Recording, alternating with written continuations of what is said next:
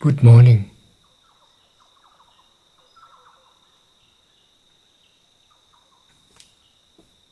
I'm happy that you are here.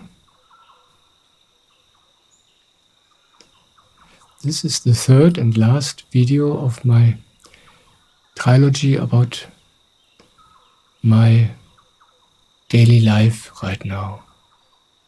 The first part was about how I meditate, and I spoke at length about the Samarpan meditation. In the second part, I talked about my spiritual life, what that means in my daily life. And now in this third part, I want to speak about how it is for me in my practical life as a human being, here on earth.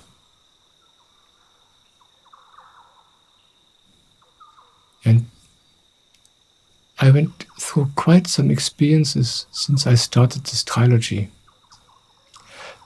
Originally I had planned that I would record the 3 videos in a matter of a few days.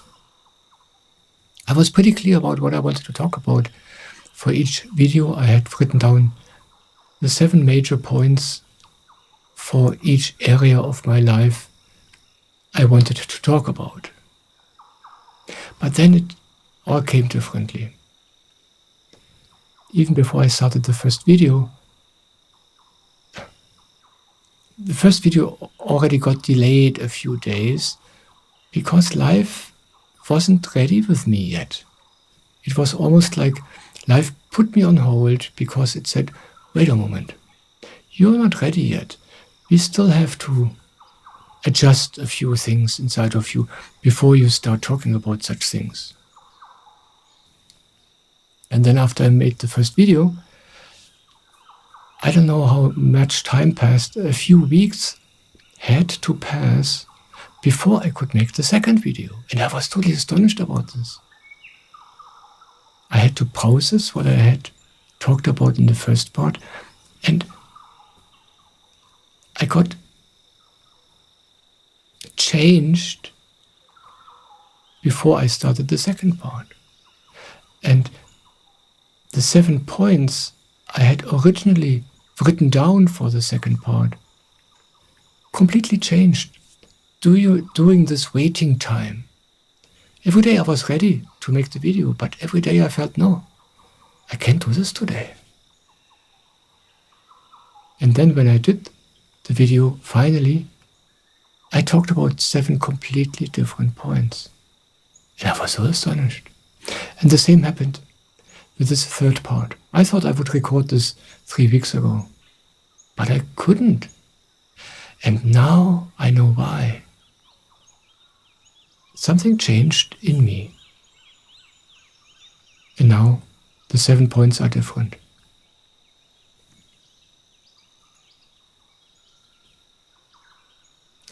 And yesterday morning, when I meditated, I had an extraordinary experience, extraordinary for me.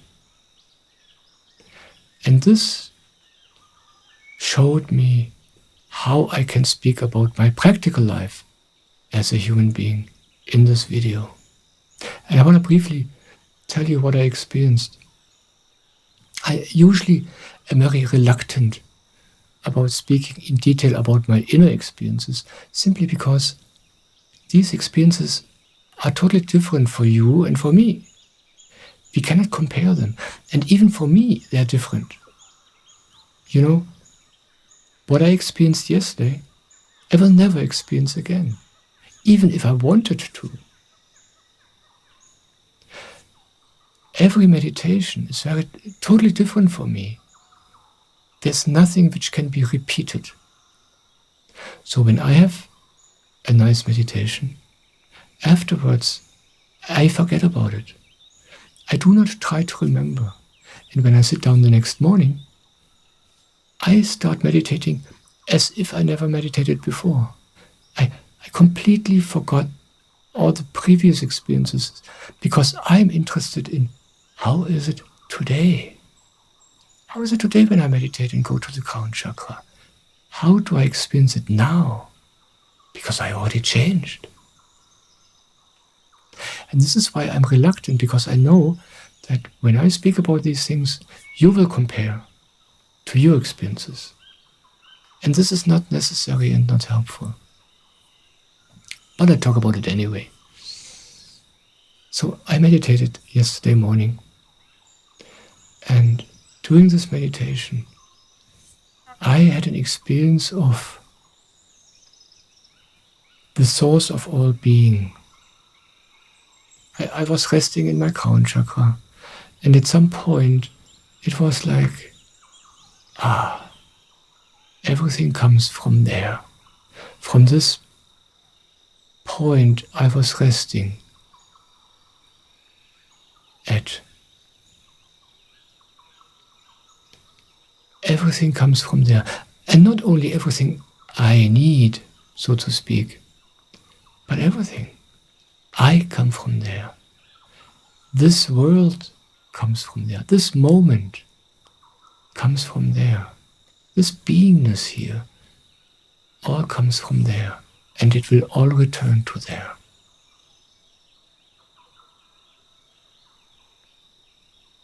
And it was like a union with life itself, with God, with this stream of godliness which fuels this life.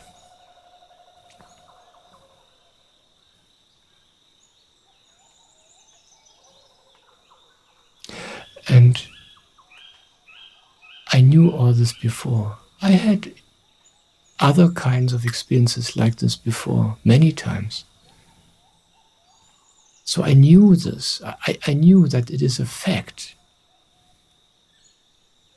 that I'm not this body, that this world is not what it appears to be.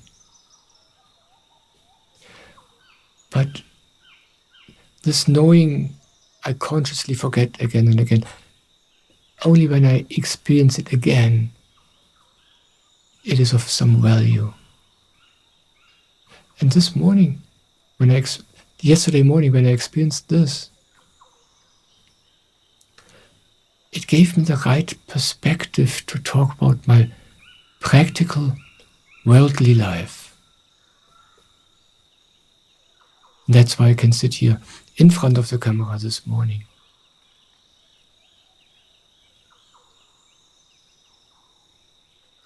Yeah, it put everything into perspective.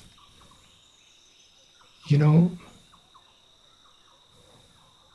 usually we use this life and we use this body to fulfill our desires and our wishes, because we hope that through the experiences we have as a human being in this body, we will find satisfaction, we will become happy.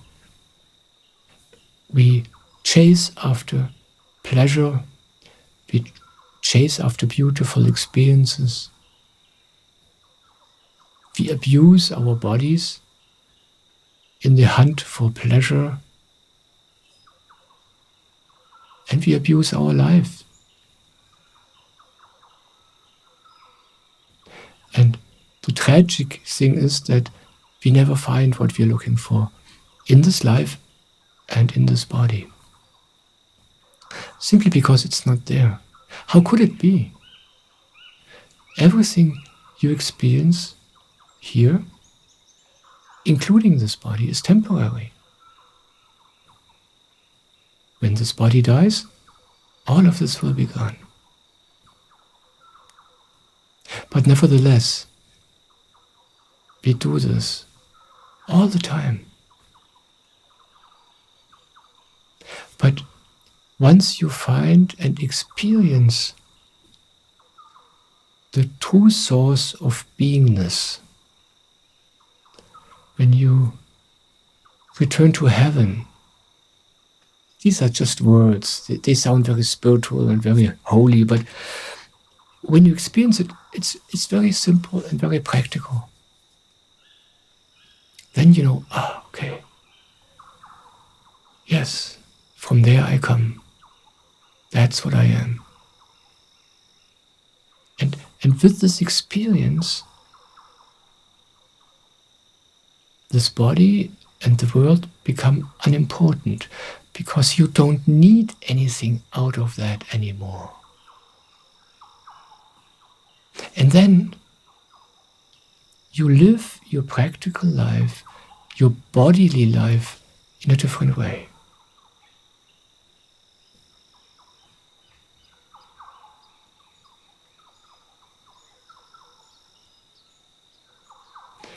And how you live your physical bodily life then, that's what I want to share with you now in this video. But it's different than it used to be for me years ago, before I started the meditation. I was a normal person like everybody else, just like you. There was a time where I was smoking and drinking wine and abusing this body as much as I could. I'm lucky that this body is still so healthy and in such a good shape. But then came the time where I started to turn inwards and to find happiness inside. And then came the time when Swamiji, this Indian guru who brings the Samarpa meditation, found me and came into my life. And with this, I began to find heaven inside of me. I found satisfaction inside of me, completely independent of this body and this practical worldly life. And since then, my life changed. The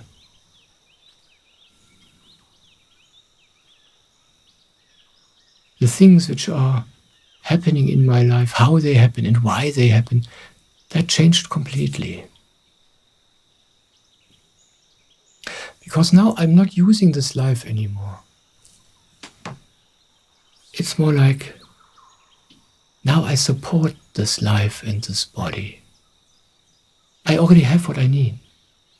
I'm satisfied. I found God. I know where I am. I know where I live.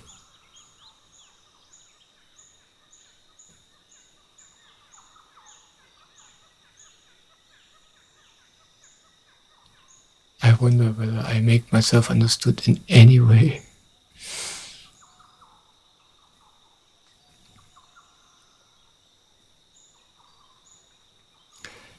And I will, as I did with the other 2 videos, I will talk about 7 points. I want to share with you 7 points about my practical life as a human being, as it is now, as a meditator, as somebody who lives spiritually inside. The first thing is that I am not using this body anymore. I'm not abusing this body anymore in order to find happiness and fulfillment and contentment. And, it's like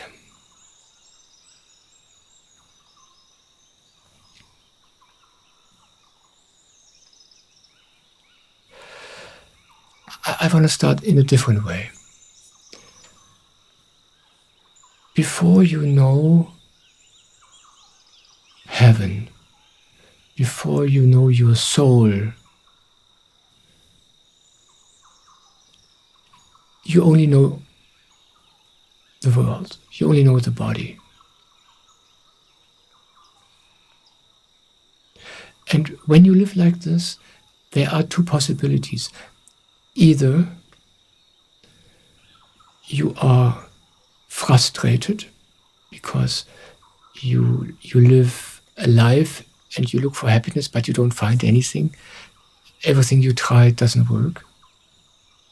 You are feeling scared and at the mercy of this unpredictable, sometimes scary life. And whenever you find happiness, it vanishes in no time again. Or if you don't experience this, maybe you find some kind of happiness, but you get the feeling that I am living in a dead-end street. And this is quite true. And this is the experience I used to have.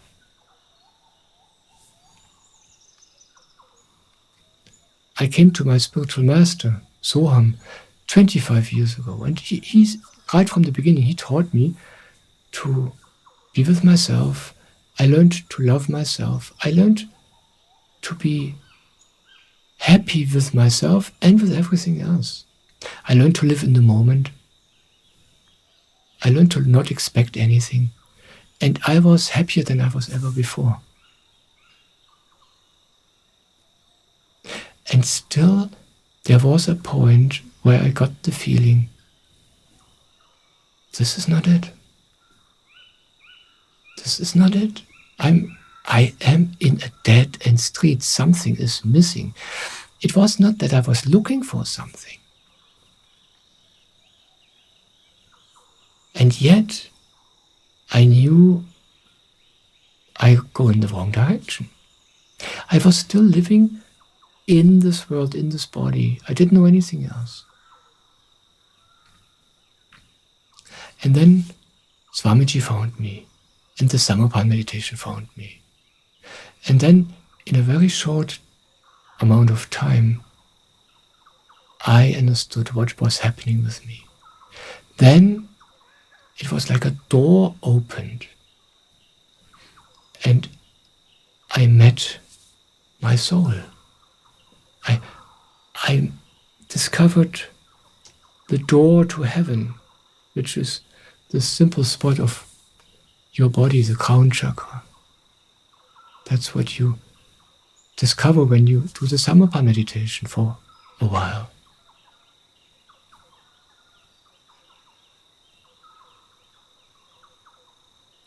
So, when you don't know anything about this, you live your earthly life, and no matter how well you do it, no matter how deep you go, you will come to the point where you know this can't be it. But escaping from this, you know this can't be it. Yeah, this is just a frustrating or disappointing experience if you look close enough. But escaping from this doesn't work either. It doesn't help to deny this life, this physical life, knowing that this is not it. Because then all you do is you live in fantasy, you live in the mind, you live in some fabricated spiritual world. That doesn't work. But then, at some point, we as human beings are being touched by somebody who knows about heaven. In my case, this was Swamiji. And then you discover heaven, sooner or later. It takes a while. And the interesting thing now is, once you know heaven, while you are alive in a body, then you live your physical life differently. And then it's like you live two lives at the same time. With one foot, you are in heaven. And with one foot, you are on the earth.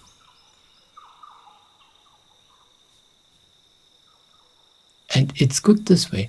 If you don't have the earth, you get lost. Then you're just in the mind. The body, this earth, helps us to get grounded in heaven while we are on earth. Because it takes time, a long time. Then you live two lives. You are in heaven. You live in heaven. And more you make your home there. And at the same time, you live on earth as a human being. At the same time, in the same moment. There's no contradiction. And when you do this, when you live these two lives parallel, the life in the body, the life as a human being, is completely different than it used to be before. And Jesus was talking about exactly this. He was often saying, I am the Son of God, and I am the Son of Man. He puts it so beautifully in one sentence. There's no contradiction. Quite the opposite. It's like they belong together while we are in a body.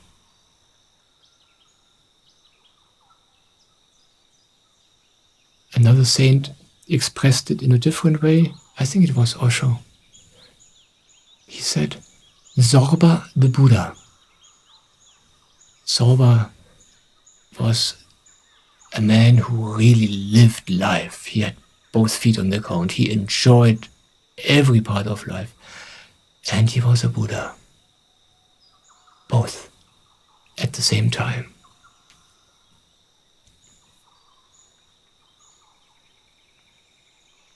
And when you became a Buddha, when you became a Christ, then your life as man, as a human, is completely changed.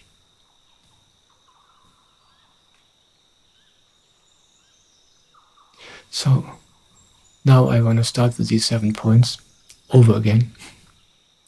And the first thing which changed for me is that I don't need this body anymore to find a fulfillment I cannot find through the body. Now I don't have to bother this body anymore with questionable pleasures, with food which tastes good but is unhealthy. I don't have to drink alcohol anymore to become relaxed. I don't have to drink coffee anymore to get energy. I can give this body what it really needs. Because I'm totally grateful to this body that it allows me to live a heavenly life while I am here. And I can just support this body all the time. Because I'm content. I'm in heaven. And then everything which was so difficult in this practical life with the body as a body becomes easy. And that's a profound change for me in my life. That now it's like I became the servant of this body. I just take care of this body as well as I can because I'm not identified with it anymore. I don't have the feeling I am this body. I don't take all these bodily things serious anymore.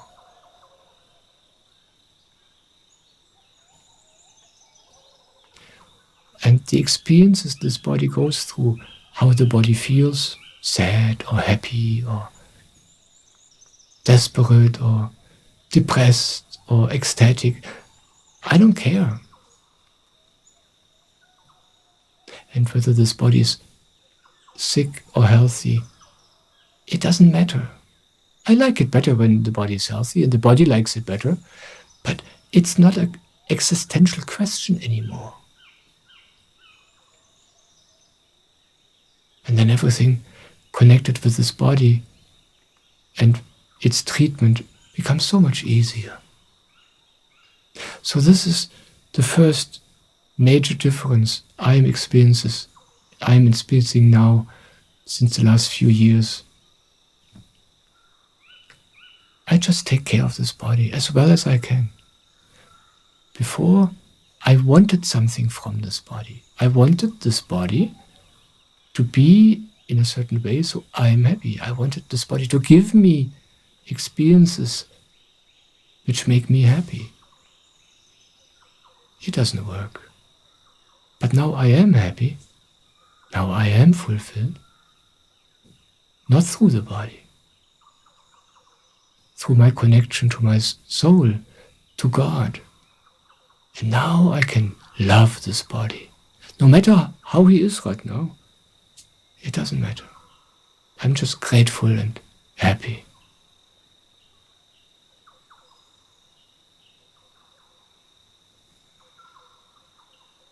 And the same is true, and this is the second point I want to address, for the entire life. Before you know heaven, you live your life as if your life is responsible to give you everything you want. You want a career which makes you rich and safe and secure and respectable. You want money to be safe and secure and happy, and so on, and so on.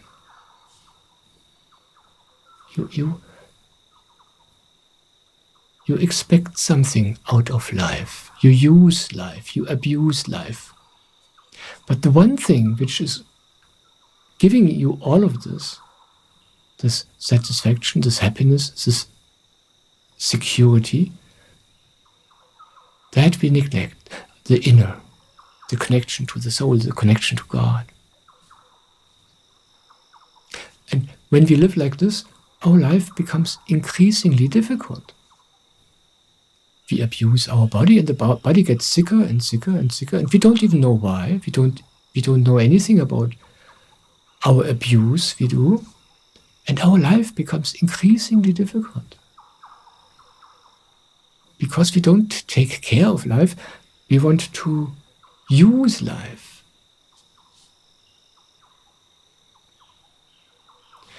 But once you find God, once you live inside, once you find true contentment, then you don't need to abuse your body anymore, and you don't need to abuse your life anymore. I don't want anything out of life anymore. Now I can give to life. I can just listen to life and do what life wants.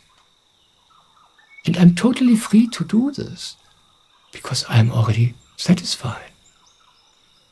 I have no expectations towards life. Now I can listen to life. I can dance with life. I can follow life wherever it wants me to go, do whatever life wants me to do. And this is easy. Ordinary life is very difficult because we try to design life the way we want it to be. We have our ideas how life should be, so I get everything out of life I want. But once you don't need this anymore, then you can be the servant of life. And then you just do what's up. And then it's easy. I work more than I've ever worked in my whole life. Since I started these videos, I'm so busy. Now I do shorts and the morning moments, and I will start with retreats in May, and life gets so full. But I have no stress, I have no tension, because it's not my work. I just follow life and do what life tells me to do every day. I don't need anything out of it. I'm happy. My happiness doesn't come from this life. My happiness comes from somewhere else, from eternity.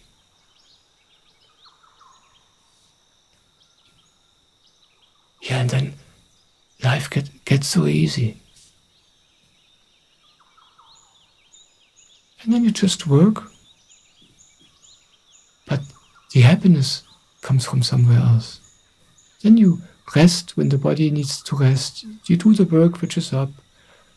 Life is easy. And you become even more happy.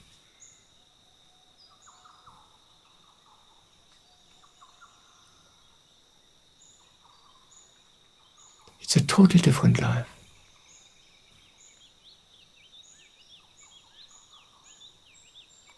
It all starts with this satisfaction you find when you turn inwards, when you meditate, and when you meet God in your life, inside.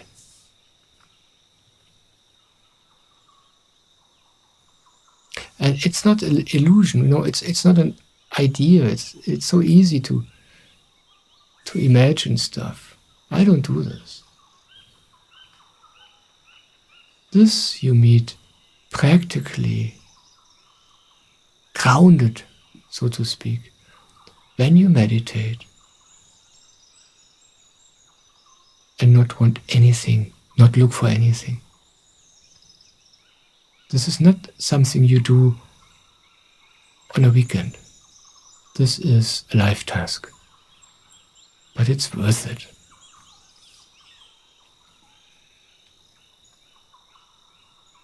The third point I would like to share with you about my practical life is that I'm true to myself. Now this might sound like a contradiction to you. Yeah, I just talked about being the servant of this body, being the servant of life, being your servant. But I'm true to myself. And all this is only possible because I am stubbornly true to myself. And true to myself means not being true to things I have in my head. This is where many people get confused. It's not that I want certain things, I dream about certain things, and then I try to fulfill this. Then I would be true to my mind. But I ignore my mind. I ignore the thoughts and the wishes and the dreams. Being true to myself means for me being true to the moment, noticing what do I have energy for? What gives me joy right now? Where do I feel attracted to right now? That's where I go. That's what I follow. So it's being true to myself means being true to what I am being given right now inside of myself. And then it's very simple. It doesn't mean that I only do things which are fun for me. But when I have energy for it, it's fun to be true to this energy. Sometimes I do hard work. Sometimes I do things which I think, oh, do I have to do this? But I have to do it. Because being true to this energy, that's the joy. Then you also do hard work or difficult things. Because you're true to what you feel right now. Truly. Not up there.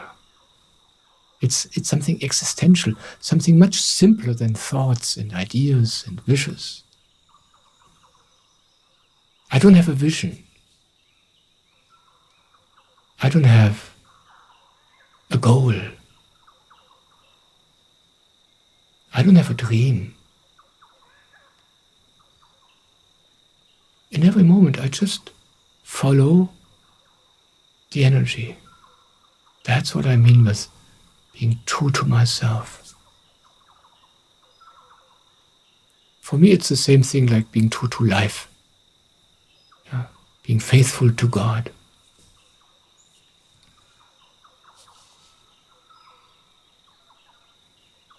But, and this brings me to the fourth point, I can only be true to myself. I can only follow the moment if I'm willing to be wrong.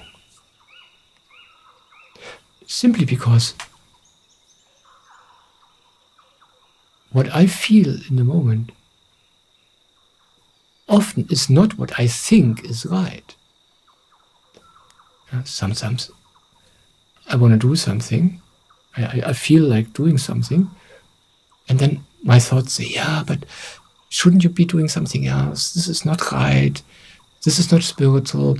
People expect something else from you. But I have to be true to myself. And if I want to do this, being true to myself, I need to be willing to feel wrong. In my own eyes, and being wrong in the eyes of others, potentially. If I'm willing for this, then I'm free. Then I can do what life wants me to do in any given moment. If I worry about what I think about myself, if I worry what other people think about myself, then I'm in a prison. So this is very important for me, this constant willingness to be wrong. I learned this early on from my master Soham. And since then I'm free. But of course the thoughts don't stop. I just ignore them. Often it's very simple things. I just shared with you how much time it took me to do the second and now the third part of this trilogy. I thought I would do this in a matter of a few days. And then when it takes so long until I do the next video, my mind starts with all kinds of things. People expect another video. People will not watch you anymore if you don't produce lots of videos all the time, and so on. Totally crazy stuff, as if I'm a factory with a certain expected output. But that's how the mind is. Totally stupid. And then to be true to God, to be true to life, and follow that takes courage. The courage to be wrong. The courage that everybody thinks I'm doing it wrong.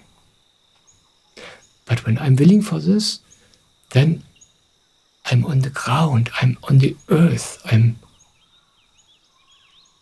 real. And only good comes out of this. That's what I encourage you to do this. Be true to yourself and be willing to be wrong. It feels terrible sometimes. It feels totally wrong sometimes. But in the long run, it makes life a miracle. So the third and the fourth point are intertwined. Yeah? You cannot be true to yourself if you are not willing to feel wrong and to be wrong. Of course you are not wrong. But it feels like this. And for this, you need to be willing. And it's so funny, We have so many ideas about what it means to live a good life, to live a holy life, to live a spiritual life. The Bible is full of this stuff. Every religion has all kinds of ideas and pictures and rules. But then when you live your life, it looks totally different. And that's why there are these beautiful stories. Jesus told them. Yeah, I love these stories. I just have to repeat them here at this point, because Jesus knew this. Yeah, he knew that when you start your path to God, when you start to become true to yourself, it looks totally different than what you think and what everybody else thinks. You will be the black sheep. You will be the prodigal son, the lost son. You will think you are wrong. Everybody else will think you are wrong. Only the Father, God, life, knows knows better.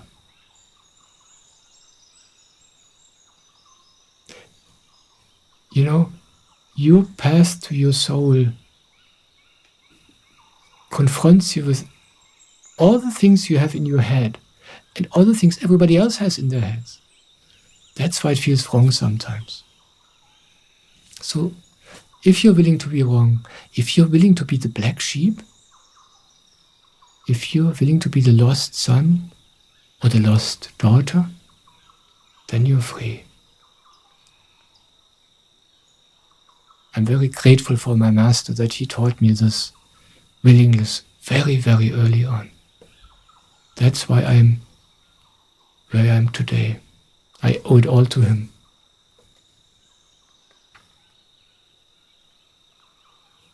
Yeah. So I'm going to take a look at my notes so I don't forget any of these points.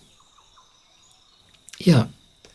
The fifth point is also somewhat connected to what I just talked about. The fifth point for me is being unreasonable. I am unreasonable. Reason is up here in your thoughts. There's the reasoning. And often this is fine, yeah. There's nothing wrong with learning how to do things right. But when it comes to God, when it comes to going inwards and meeting your soul, being reasonable doesn't help you because you have no idea about your soul. You have no idea about God. That apparatus here, your reasoning device, cannot help you with this. So sometimes you need to be willing to be unreasonable. Yeah, sometimes you will have energy for something and you think this is crazy, I can't do this. This is not spiritual at all. Yeah, this doesn't lead me to heaven. But the energy is clear. And when you then are able to be unreasonable, that's a great help. In a way, being unreasonable is almost the same like being willing to be wrong, but it tastes a little bit different. Be unreasonable whenever there is the need for it. And, when you don't experience this yourself in your life, when you only imagine it, when you think about it or when you discuss it with other people, then it's easy to believe that if you live a life where you are unreasonable, where you follow your energy and not what you think is right, then life will be a chaos. The only thing you can imagine is that then your life will just fall apart. This is not my experience. I tried to live a good life, a reasonable life. I tried to do everything right for most of my life. But only 25 years ago, when I met my master, only when I began to be wrong, only when I began to be completely unreasonable, my life started to come together. That's when a fundament of realness started growing in my life. Because then for the first time, I was the way I really am, as stupid and as funny as I was. But I was the way I was. I made the experiences out of this being real, and then true growth happens. And only good stuff comes out of this. But you can imagine it. Only when you dare yourself, then you find out. But you have to have this courage. Well, That's not quite true. I was never a courageous person. Once life calls you in this direction, you have no choice. You think, oh my God, I'm so stupid. What am I doing? But you have no choice. You don't need courage. God doesn't give you any choice. You're just being pulled. That's why we have a chance to discover heaven. Out of our own accord, out of our own wanting, out of our own reasoning, we would never choose the path to heaven. It just looks way too stupid, way too unreasonable, way too dangerous. So be unreasonable when there is the need for it. Yeah.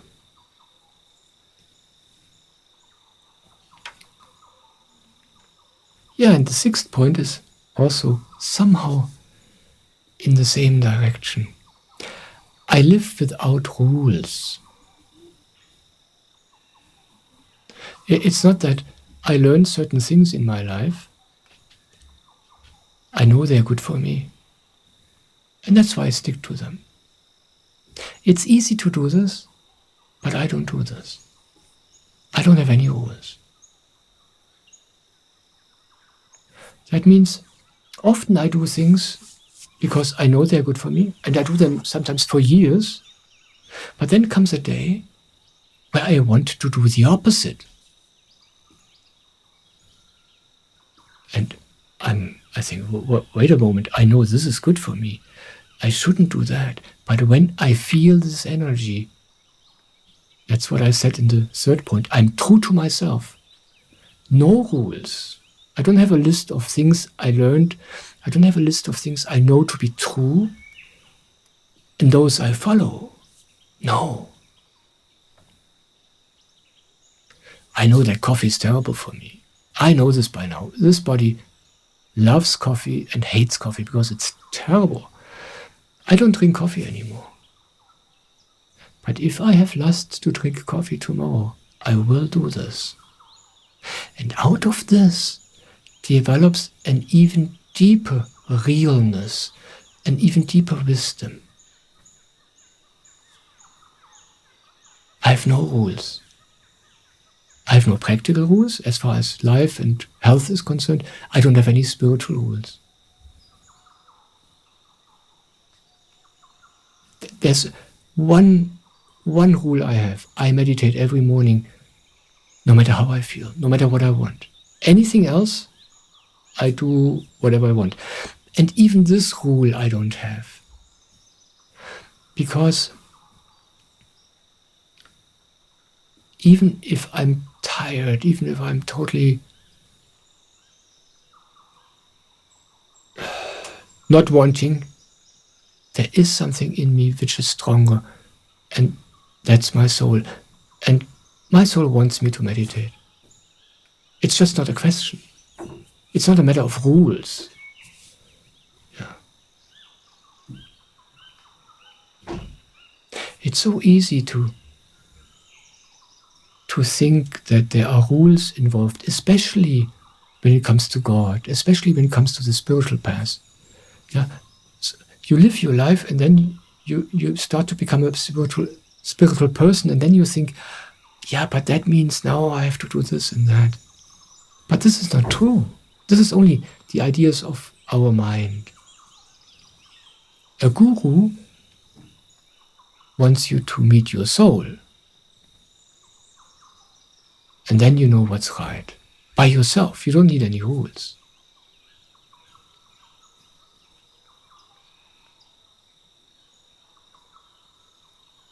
You see, the thing with rules is this. If you are not close to yourself, if you're not connected to yourself, if you don't listen to your soul because you don't know what your soul is, you don't have any connection to your soul, to God, then you need rules. Otherwise, your life will be a mess. But rules don't really work. They don't solve the problem. The moment you stop forcing yourself to adhere to rules, you will do stupid things again. The moment you are not strong enough to discipline yourself, you will do all the stupid things again.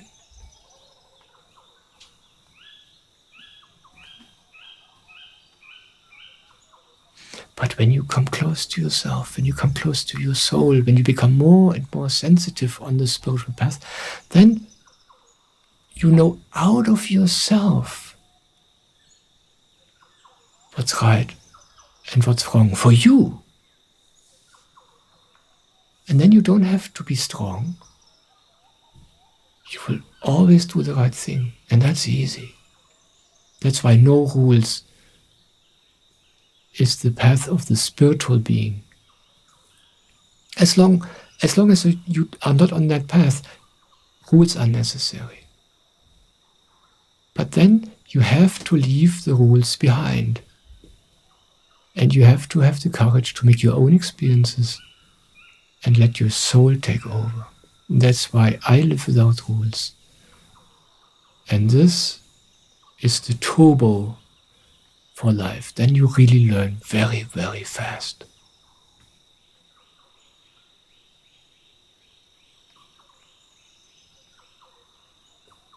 Yeah, I think this was the 6th point.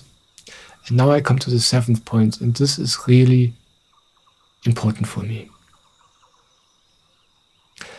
My 7th point for practical life as a human being is that I always am a beginner. No matter what I do, no matter how often I already did it in my life, be it meditation, be it work, be it love, it doesn't matter. I'm always willing to learn it again, to find out again, to forget everything I know and to look, how is it now for me? Always a beginner. And this is so important. It's very easy. You start on the spiritual path, you have your first lovely experiences, your life changes, you become more healthy than before, but then very quickly you develop a new set of ideas, a spiritual set of ideas, what's good and what's bad. And then you live in a prison again. You don't have the old stupid rules of your old life. Now you have new rules which look better, they look holier and more spiritual, but they're rules nevertheless. It's a prison nevertheless. But to start at the beginning every time, that's the magic.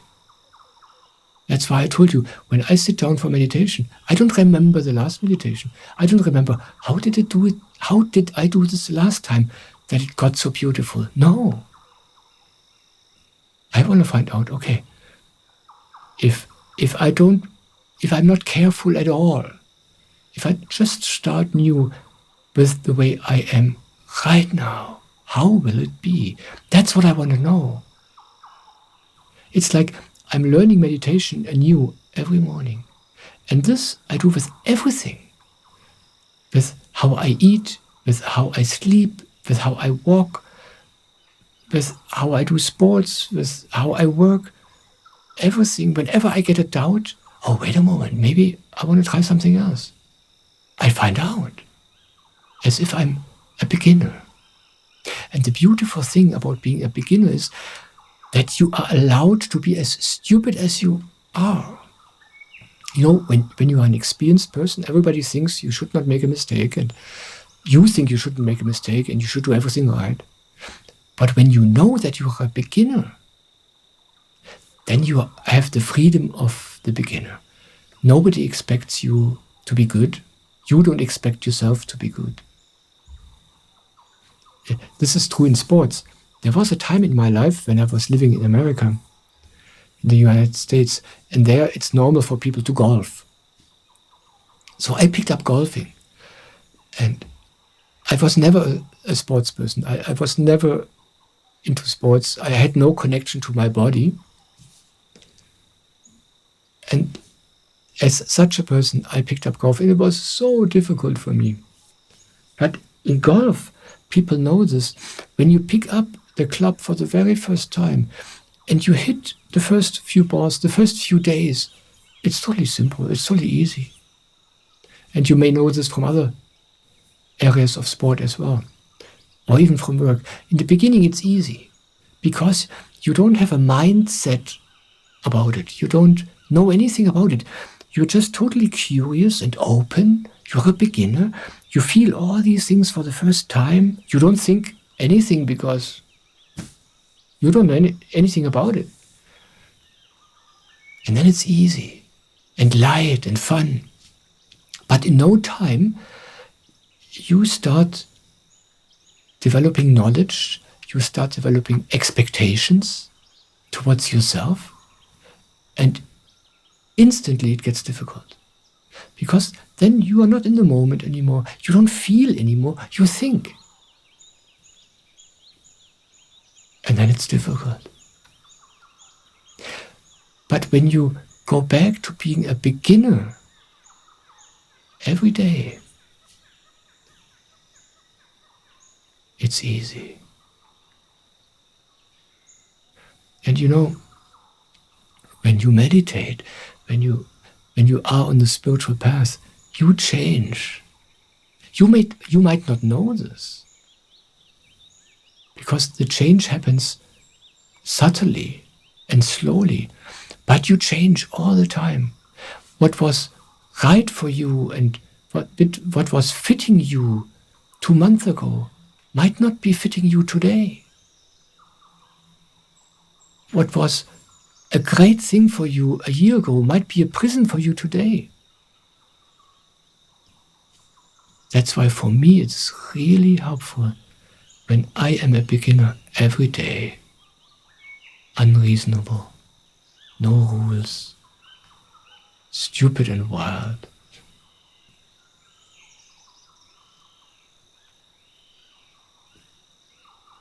Yeah.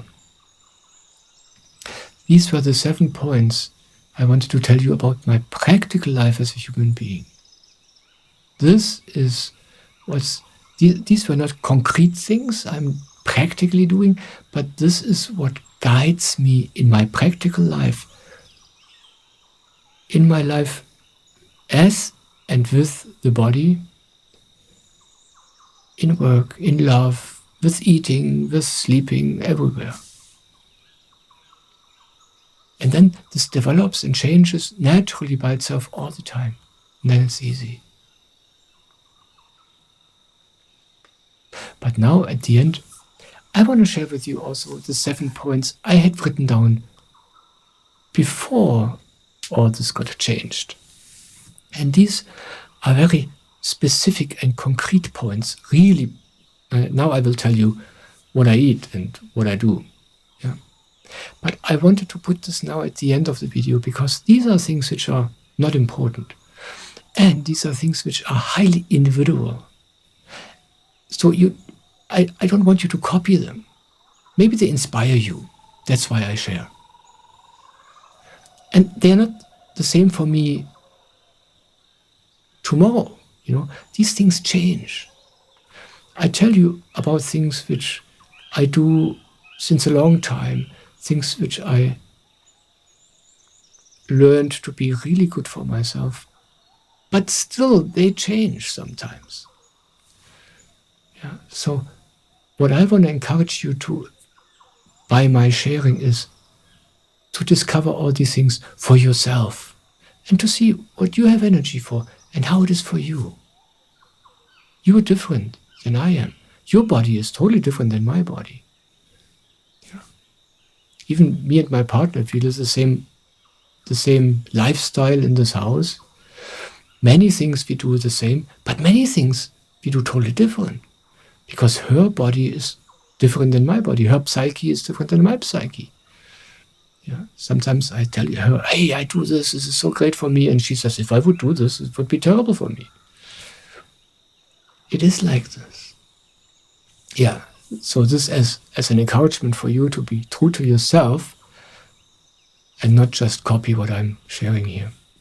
Now I want to tell you a few things about my just very, very practical bodily life. The first point is I go to bed very early. I try to go to bed as early as possible. Usually when I manage between 9 and 9:30 in the evening. And the reason is simple, And you can experiment with this. Every hour of sleep you have before midnight is a very special kind of sleep. In the olden days, they called this beauty sleep. And it has a reason. It has to do with the internal cycles of the body, which are connected to the sun cycle. During the time before midnight, when you sleep during those hours before midnight, the body is able to do certain processes which it will not do later. It has to do with the liver and with cleansing. And the liver will not be able to do these things when you are awake during these hours. And that's why you can sleep the same amount of hours later, and you wake up after the same amount of hours of sleep, but you feel wasted. But when you go to bed earlier and you have 2 or 3 hours of sleep before midnight, after the same amount of sleep, the same number of hours, you feel young and fresh and full of energy. And I tested this many times. I went back and forth and back and forth. And it is such an amazing difference. And I just love this. It really makes you beautiful and young when you go to bed early. And as an added benefit, then I wake up very early in the morning. And this is so beautiful. The morning hours, at 4 or 5 in the morning, they are so quiet. The energy is so productive. It's so easy to meditate. It's just fantastic. Yeah. So that's point 1 for me. My real, now we talk about the real, very simple, concrete things. I go to bed as early as I can before midnight. I don't watch TV. I don't watch movies. All these things are terrible for me. We eat very early, and at 6:30, latest 7, and then at 9 o'clock, 9:30, everybody's in bed. And this is really, really good. Maybe you want to try this out yourself.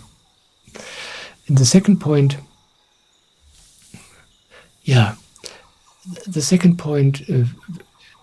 is concerning the way I deal with this body. I wrote down cleansing rather than polluting. I mentioned something like this before when I talked about this basic change in life. Before you live in heaven, you want the pleasure to come out of the body to you. But once you're in heaven, you don't need this anymore. And then you don't have to abuse this poor body anymore, but you can help the body. And that's fun. So now I stopped polluting the body with things it doesn't like alcohol or meat or coffee or sweets or other stuff. But I developed habits which do the opposite. They cleanse the body. And the body loves this, because when you cleanse the body, it stays healthy, it stays energetic, and it stays happy. I will give you a few examples how I do this. Like, when I wake up in the morning, the first thing after I went to the toilet is I meditate for half an hour. And then I go to the bathroom. And I spend about half an hour in the bathroom every morning. And on some, right now I started a habit again, which I used to have. I stopped for a while. Now I picked it up again. I take a cold shower. I step under the shower. I just turn on the ice cold water, and I stand under the ice cold water for 1 or 2 minutes. And this is just great. Sometimes we have in the garden a big ton of water, and sometimes I jump in there, especially in the winter when it's ice cold. This is great. And the body, this is a shock for the body, but it's so healthy and so cleansing, and it makes you so happy when you dare to do this. So this is the first thing. And then I take a brush and I brush my entire body, the skull and the skin of the entire body from bottom to top. I brush all the skin, and the skin of your body is the biggest cleansing organ the body has. And when you brush the skin all over your body, it activates the skin, it helps the skin to cleanse, and it helps the skin to stay healthy. And I do this every morning. It's great. And then the next thing I do is I cleanse my tongue, and I cleanse the mouth with fresh water. The tongue is also a cleansing instrument of the body. That's why you sometimes have stuff on your tongue. That's why you sometimes have a bad taste in the mouth in the morning. This is natural. The body uses this part of the body to get rid of things. And that's why it's so beneficial when you cleanse your tongue in the morning. And then I just take a big glass of water in the mouth, and I cleanse the mouth with this fresh water, and I spit it out. Yeah, my body loves this. And then after I shaved, then I brush my teeth, of course. And then I cleanse my nose. Yeah, maybe you heard this from Asia.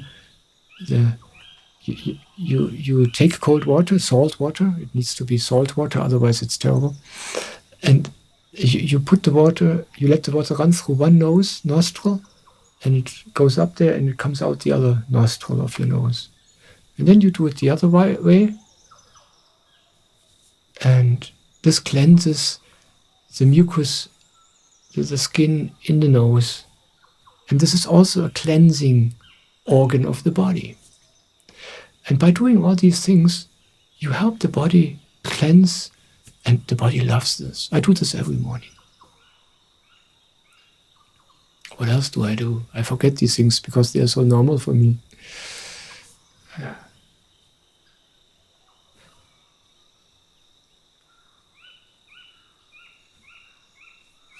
Yeah, and after I'm done in the bathroom, I go down to the kitchen, and the first thing I do is I drink a big glass of fresh water. I put a little bit of lemon juice in there, a little bit of honey, some ginger, freshly grated ginger, and I drink this. And this activates the intestines, and this is just great. And then for the rest of the morning, I drink usually fresh water, sometimes some tea, but not black tea, no tea with caffeine, but herbal tea. Because it helps to clean the body, and the body is just light and easy then. I don't drink coffee in the morning. This would be the opposite. Things like coffee or tea with caffeine, they dehydrate the body, because caffeine is a poison for the body. It's a poison to the nervous system. That's why you feel so alive after you drink a cup of coffee. When you drink a cup of coffee, or an energy drink, or black tea, your body instantly turns into emergency mode. It mobilizes its reserves. to deal with the poison. That's why you have to pee after you drink coffee, because the body uses a lot of water to wash out the poison. And I don't want to do this. I want to hydrate my body, and I don't want to dehydrate it. But I'm not holier than the Pope. I love coffee. I'm a coffee addict, actually. I talked about this in some of my videos at length. So that I don't drink coffee right now comes out of me being true to myself. Whenever I want to drink coffee, I do it. But I do it consciously. I meditate every morning. I became sensitive. So when I drink a coffee these days, I experience its effects full blown. And I experience, what am I doing to my body? And then it stops naturally after a while. I don't do this because I know it's good. I don't do this because I'm holy or something like this. No, it comes of the pure experience. Again and again and again. And if you experience this often enough, when you meditate at the same time, when you become more conscious, then these bad habits vanish sooner or later by themselves. So I don't drink coffee in the morning. I drink water in the morning. And when I'm tired, and I think this is the fourth point I wrote down. I don't know. I get confused. When I feel tired, I rest. I don't drink coffee. I don't smoke a cigarette. I rest. When you drink coffee or alcohol, it gives you the feeling of energy. But this is an illusion. I just explained to you what happens when you drink caffeine. What you experience is an emergency reaction of the body. The body mobilizes its emergency reserves. So you lose energy, actually. It feels energetic, but what you feel is not the energy brought to you by the coffee or by the energy drink. The coffee and the energy drink don't contain energy. They force your body to spend energy on the stupid task of getting rid of the poison. So in reality, you lose even more energy, but you don't feel it because the body is in emergency mode for a short time. But after some time, this emergency mode stops, and then you are even more exhausted than before. And then what most people do is they drink even more coffee or another energy drink. And you do this for a few years, and your body's completely exhausted and breaks down. That's the lie of energy drinks. So I just give the body the rest it needs. And when you don't drink coffee, when you don't use stimuli like alcohol or coffee or drugs, then you can feel how your body really feels. Then you can feel the exhaustion. You work and you have fun, but suddenly you notice you get grumpy and sad. And then I need to stop, I need to rest.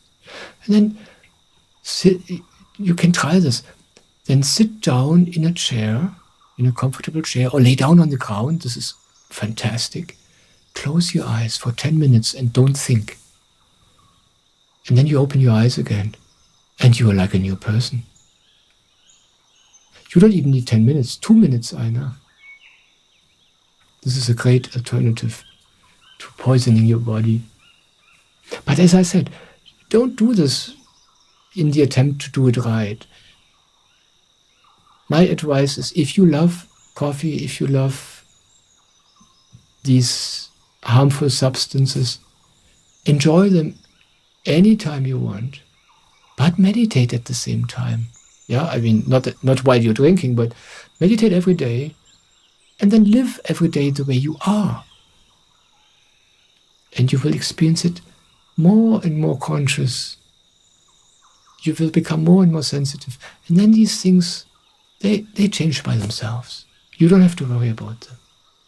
I don't share this with you to make you change your life. I just tell you how I live right now. And for me, it changes all the time. Yeah, now I want to talk a little bit about what I eat. And the two things I want to mention is I don't eat meat. I stopped eating meat about 10 years ago.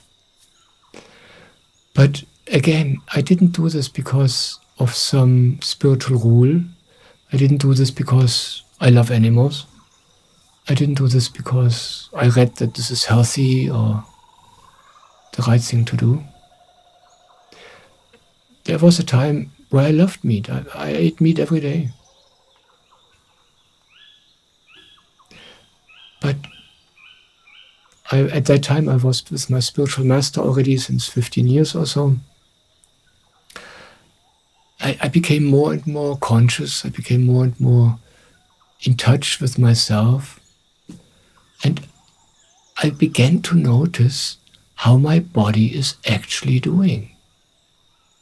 And I noticed that I'm getting sick. Yeah, I noticed the older I get, the more sick my body gets. And just by feeling this, just by experiencing this, I got inspired. And that was when I first started learning about how I cleanse my body.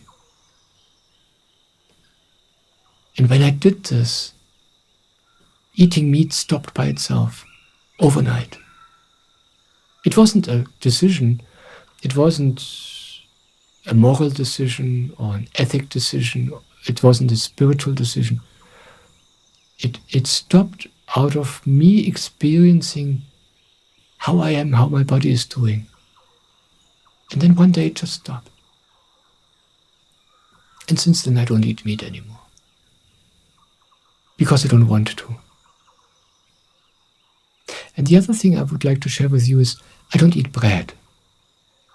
This might sound astonishing to you because most people love bread and most people think that there's good bread which is very healthy, whole wheat bread and stuff like that. But my experience is different.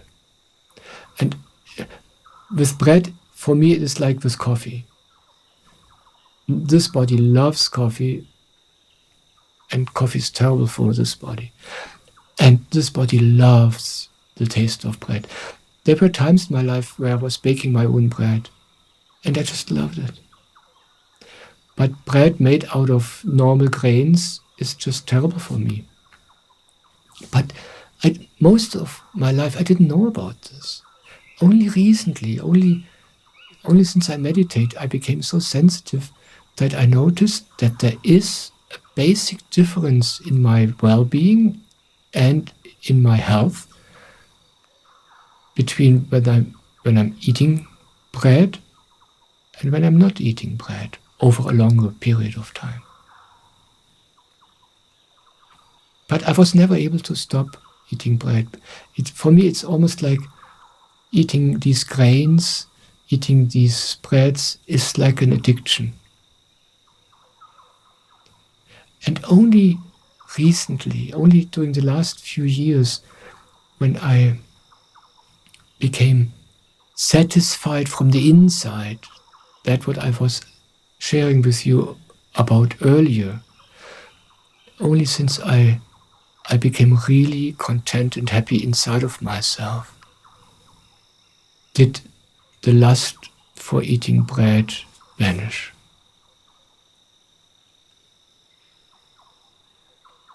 And when I share something like this with you, it doesn't mean that it will stay like this forever.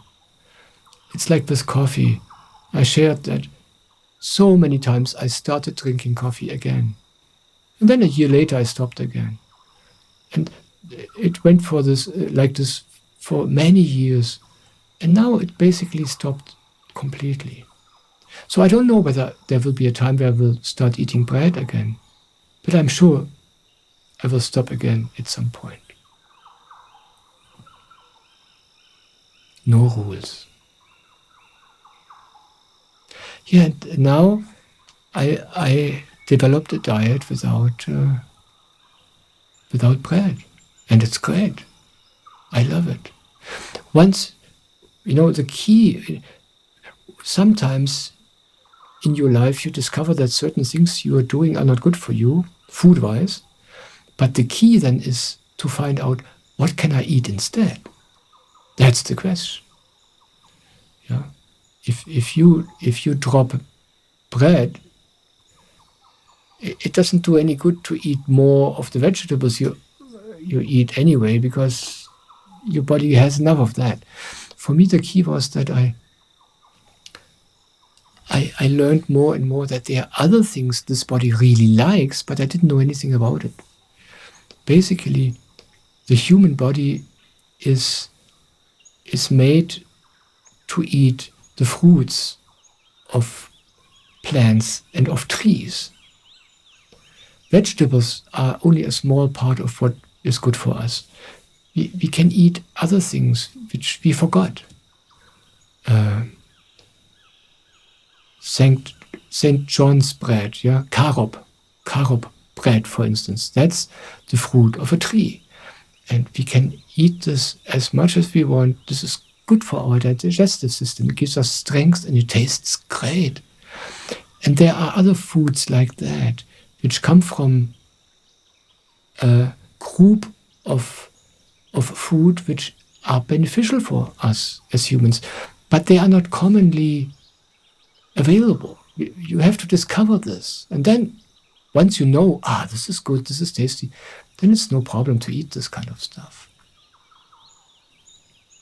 I will, in the description of this video on my website, I will share a few of the books which inspired me and where I find these alternative possibilities. I don't want to go too much into detail what I'm eating, because I want you to discover what you like. I want you to discover what you don't like, what your body doesn't like. Yeah, everybody's different. Everybody has to do this kind of discovery for him or herself. But I'm happy to share a few of the inspirational sources which help me discover these things. But be warned, when you read one of the books I recommend on my website, please know that I don't do everything these books say. Maybe these books recommend 100 things, but I only do 10 of them. But they are really great for me. You have to find and pick what you like. You have to experiment yourself. This is very important. Yeah. Often I found one of these great books and I thought they're great. I thought everything is great in there. But then I found out sometimes I don't like certain things. Some of the things I did for many years and I loved them, but then I changed and now I don't do them anymore. This is normal. Life is not static. So I'm happy to share these sources of inspiration with you, but find out for yourself. And find out for yourself not only once, but again and again and again. Yeah. So I want to come to the next point. Yeah, the fifth point is I actually do sports. Maybe for you this is nothing special, but for me it is. This body never did sports in its entire life. Yeah. Only when I was, 38 or so, when I was living in the United States, I picked up golf, and it was terribly difficult for me because this body was totally non-sportive. I never enjoyed sports. But now, since I can only say it like this, since I don't need this body anymore to make me happy, since I found my own happiness independent of this body, independent of this world, since I know my soul. Now I can give the body what it needs, and my body loves to be moved.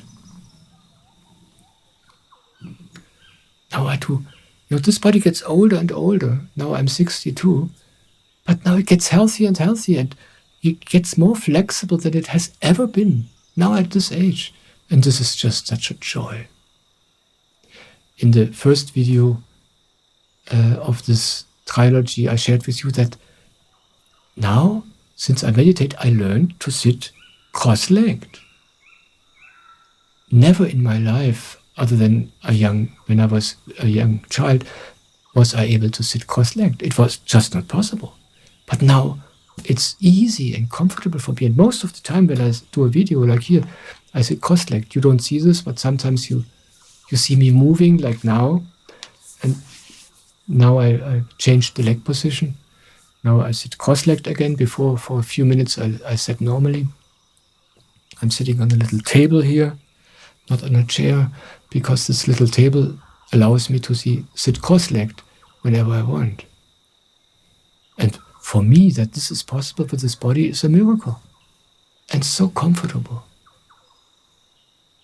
So now I have a set of exercises I do every day.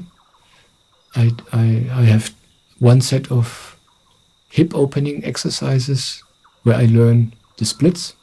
I have another set of hip opening exercises where I learn the split in the other way. And then I do yoga. And these 3 sets of exercises I do alternating throughout 3 days. One set every one day. It only takes a few minutes, Yoga takes for me 15 minutes or so, and the other exercises not even 10. Then I do a few exercises for my lower body, for the strength in the legs. I learn to sit down in the Asian squat with the feet on the ground, and it's so comfortable. And now I actually learn to sit like this. And it's so good for the body, it's so relaxing. And for me, it's a miracle that this is becoming possible for this old body. It's just a matter of time and a little bit of practice. And the last things I do is every day I do something for my circulation. I also have 3 sets of exercises which I alternate throughout 3 days. One day I go on my bike, and we have a very steep, long hill right in front of the house into the woods. So I bike up this hill all the way up to the top. And then I take a nice bike ride through the woods and then down the hill again. It's beautiful. I'm in the woods, I'm in nature, and I'm training this body. And the body receives this training so well. He's so happy. And then another day, I take the same long round through the woods, but I walk. This is a 1.5 hour walk. And the third day I go running. Not very long. This body is not very fit right now, but every time I go running, I notice, it gets easier. Every time I do it. Yeah. And who knows, maybe in 1 or 2 years, I can run the entire round through the woods. I don't know. I don't have a goal, but who knows? This body is crazy. So this is what I do now in terms of sports for this body. And that I like this, and that the body craves for it, is new to me.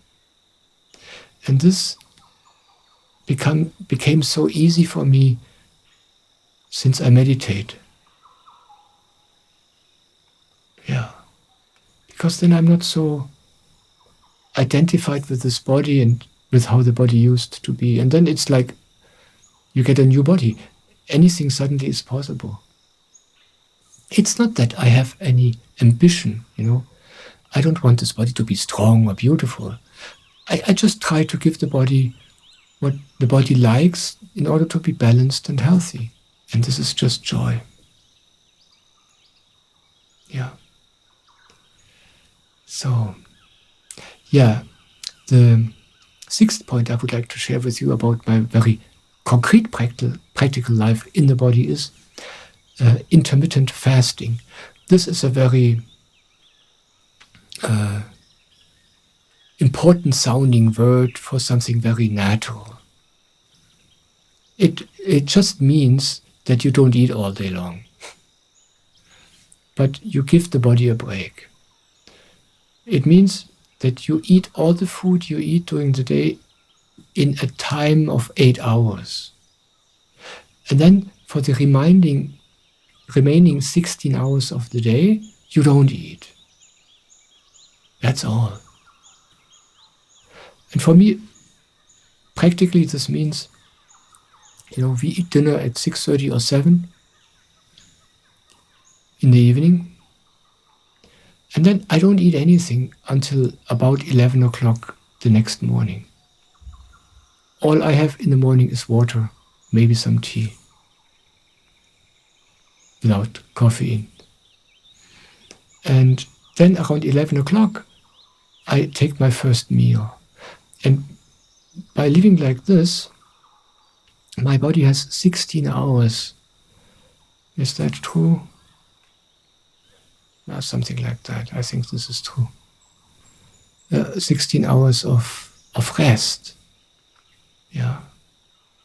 I only eat between 11 o'clock in the morning and 7 o'clock at night.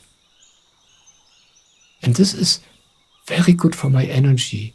It doesn't mean that I eat less. This is not a design to lose weight. It helps the body to get in balance again and to cleanse. If you need to gain weight, like my body, I'm notoriously underweight. When you have a body like mine, it will help the body to gain weight and to become stronger. If you are overweight, it will help the body to come into the balance and lose weight. But it's not a type of diet to lose weight. It's just a natural way of helping the body to come back into balance. Yeah, this is very helpful for me. I do this since many, many years. And I think this is a habit which will stay. It's just lovely. And then the morning hours are the best hours of my day. Meditation is great early in the morning. And then I start working very early. And then I have these morning hours where the body is fresh, it's recovered, and it's not busy digesting food. Maybe you know that digesting food takes most of the nervous energy of the body. So if you have breakfast in the morning, your brain is busy. So not eating before 11 is great for my work. I really love this. But as I said, it doesn't mean that you give the body less than it had before. I need to give this body enough food, and I do so. But not in the morning. So this was point 6. And now I come to point 7. And this is a real blessing, the 7th point. I would really like to share this with you. And I learned this also in one of those books I mentioned in the description of this video on my website. The book is from Andreas Moritz. It's called Timeless Secrets of Health and Rejuvenation. And what he shares in this book, he shares a lot of crazy stuff in there, and some of the things I don't like. But many things I tried out and I like to this day. And one of the things is what he shares about illnesses of the body. He describes a completely different view on illnesses than we usually have. Usually you think illness is a problem. You think, oh, the body's ill. That's not good. Let's make it healthy again. And you throw in some kind of medication. Yeah, you give it painkillers so you don't feel pain anymore. You take medicine so the fever goes down. Basically, you help the body to get rid of the symptoms. He says This is not good. He says the body knows what it's doing. He describes illness as a mechanism of the body to come back into balance. The symptoms the body develops are a help to come back into a balanced, healthy state. Yeah. And since I discovered this, my relationship with my body changed completely. Now, when the body gets ill, I do two things. The first thing is I know, the body wants to be ill. I don't know why, but I know it's good. So I help the body to be ill. I don't suppress the symptoms, but I give the body time. I go to bed and rest, so the body has time to be ill.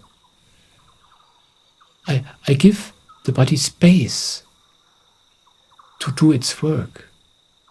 Rather than suppressing symptoms, fighting symptoms and being upset about them, I know, the body is doing its work. The body knows what it's doing.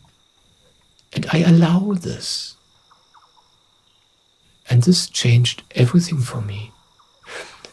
My body now rarely gets ill, but when it gets ill, it recovers so quickly. Sometimes I have a flu, especially in the autumn. The kids bring all kinds of infections home from school. And then I pick up the infection. Sometimes the body falls ill. I get a high fever, I get symptoms, I have a headache, I'm totally weak. But I allow it, I give the space, and in a matter of a day, sometimes 1.5 days, it's gone again. The body knows what it's doing when we allow it, and this is amazing. And the second thing which happens out of this is that I listen to the body. I know, interesting, the body has the need to be ill. Maybe I did something which was not too smart. Yeah? And then I help the body to not have to be ill again. But basically, my attitude towards illness completely changed. And the funny thing is, my body feels healthier than ever. It frequently gets ill. Sometimes it gets a cold or a flu or whatnot. And in no time, it's over. And afterwards, I feel the effects. I feel so, maybe you know this, when you really allow the body to live through an illness, afterwards you feel so clean, so light, almost like a newborn. But you only experience this when you allow the illness to happen and to give it a little bit of time and space. And I do this. Yeah, these were the 7 specific points about what I do practically with this body in this practical life. Maybe some of these things resonate with you and then you can try them out. If not, don't worry about them. They are not important. The important thing is that you meditate. And this is your tool to discover all of this by yourself. You don't have to do anything. It all comes to you.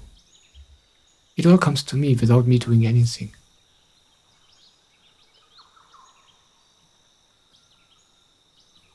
Yeah, and as I just said, now, for me it's like this entire life is a preparation. It's a help. It prepares you to discover God in you while you are alive. That's what this body is for. This body is not for giving you worldly pleasures. If you have them, this is not a problem. You just enjoy them. But this is not why you're here. This body is here to allow you, it gives you the time and the means to discover God inside.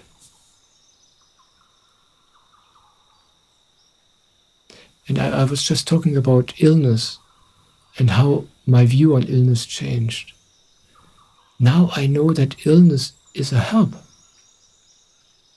It helps the body to regain balance, inner balance, and to become healthy again. And it prepares you for death. It reminds you, this body one day will be gone. And this entire life is your opportunity to prepare for this, to discover while you are alive that what you are and where you are when this body is taken away from you. When you discover this while you are alive, then death is a gift. Then death is a liberation. It's nothing you have to be scared of. If you live a life without heaven, if you live in that way I described in the beginning of this video, if you only know the body, every illness is a tragedy because it reminds you of your dependence on the body and of the fragility of this body. And the thought of death is terrifying for you, because with death, the body ends and you end. But if you live in heaven and in the body at the same time, when you discovered your soul, then it's like you already live with one foot there where death takes you. You're already there. Then it's not a problem. You're not scared. You're prepared. You're already there. You already arrived.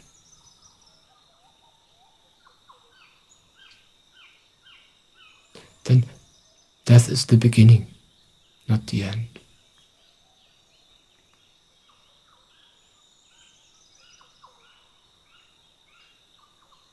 Yeah, so much about my life. I hope you enjoyed these 3 videos. And I invite you to my free newsletter. Every 1 or 2 weeks, whenever I publish a new video, I send out a newsletter to the subscribers so you don't miss a video. And I also do what I call the morning moments for your soul. I send out every morning a very short email with just a little quote of some video, along with a link to a very short video, 1 minute, with a quote, just as a reminder for you, as an inspiration for your day. If you like this, I invite you to subscribe to this. You can do this on my website. It's all free, of course. Yeah. And now, totally new, in the end of May, there will be my first international retreat.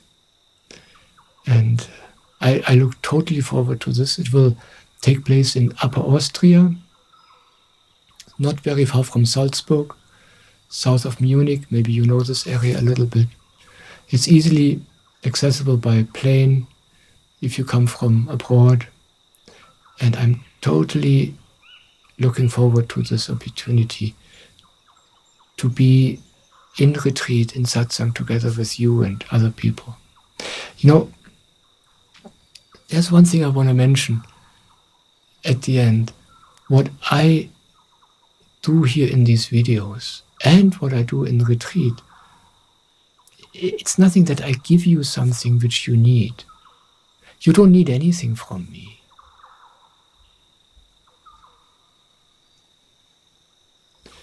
I just remind you of what you already have. I just share with you about my life so you can see how easy it is, how possible it is, how natural it is.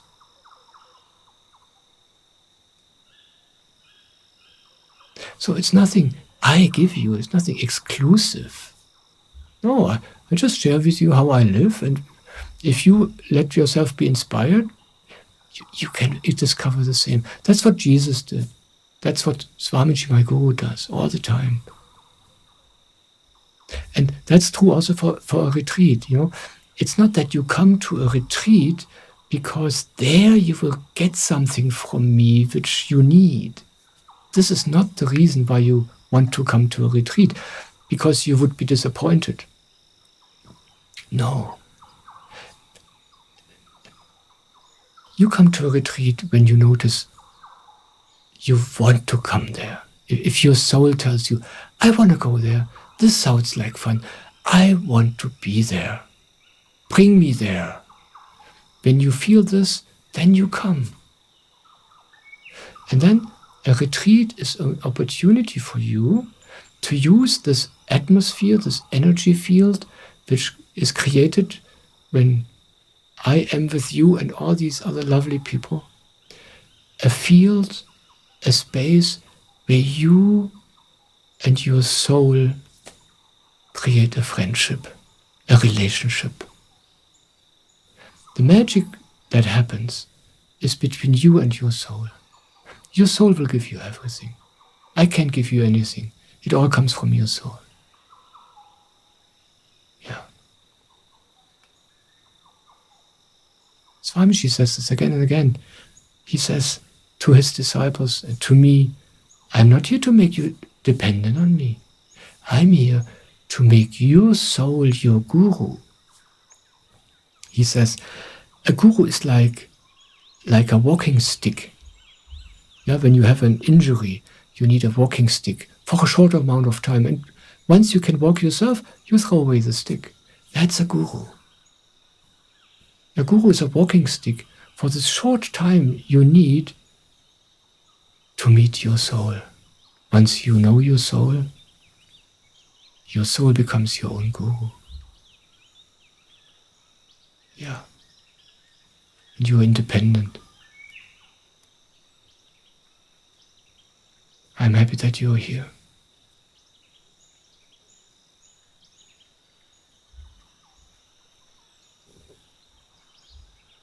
Thank you for being here.